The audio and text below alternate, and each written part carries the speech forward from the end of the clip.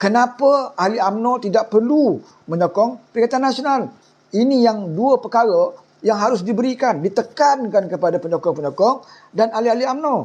Pertama, kena cerita kepada mereka kenapa UMNO bersama dengan Pakatan Harapan dan juga Kerajaan Perpaduan. Kena ceritakan mereka. Ya. Dan kedua, kena ceritakan kepada mereka mengapa ahli UMNO dan penyokong-penyokong UMNO tidak perlu memberikan sokongan kepada Perikatan Nasional. Ini kerap kali saya sebut di dalam live saya.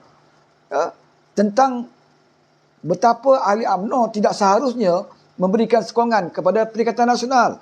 Kerana Perikatan Nasional itu terdapatnya satu parti, iaitu Parti Bersatu, yang penubuhan parti tersebut adalah bertujuan untuk mengkuburkan UMNO. Ya, bukan sekadar itu.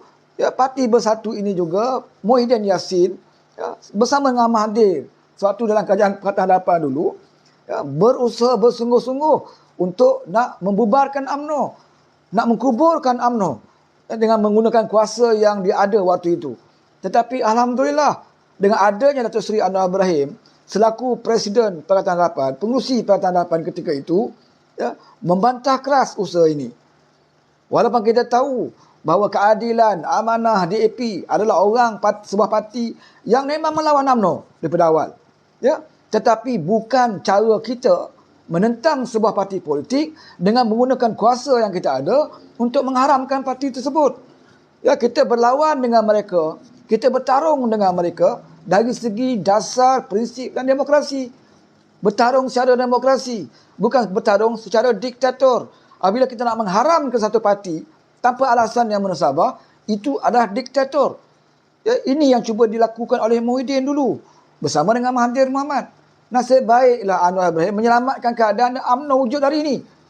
Jadi kena bagi tahu ahli UMNO.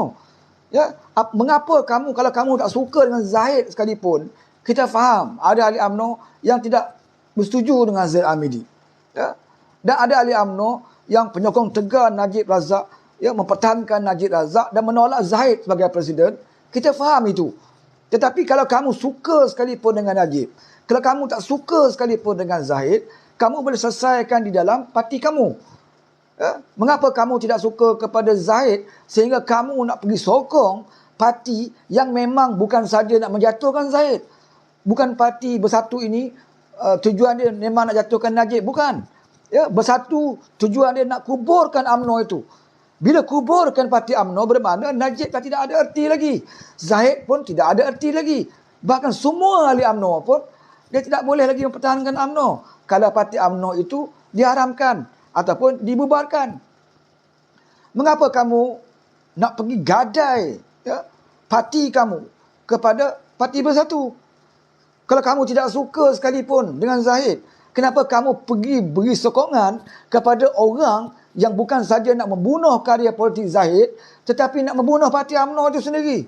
Ini yang perlu kita sampaikan kepada ahli UMNO. Ya. Pucuk pimpinan parti boleh berubah dari masa ke semasa. Ya. Bukan saja UMNO, mana-mana parti pun, Keadilan sendiri pun. Ya, pucuk pimpinan boleh berubah mengikut kehendak ahli. Menggunakan proses demokrasi di dalam parti. Tetapi tidak ada gunanya proses demokrasi kalau parti itu sendiri diharamkan. Ya? Sebab itu, ambil mudarat yang paling kecil.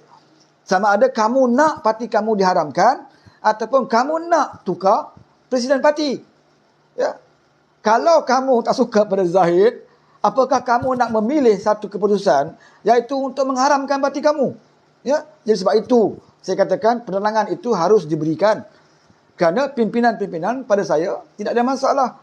Ya, pimpinan-pimpinan atasan, ketua bahagian, saya rasa dia faham. Tetapi akar umbi di cawangan-cawangan.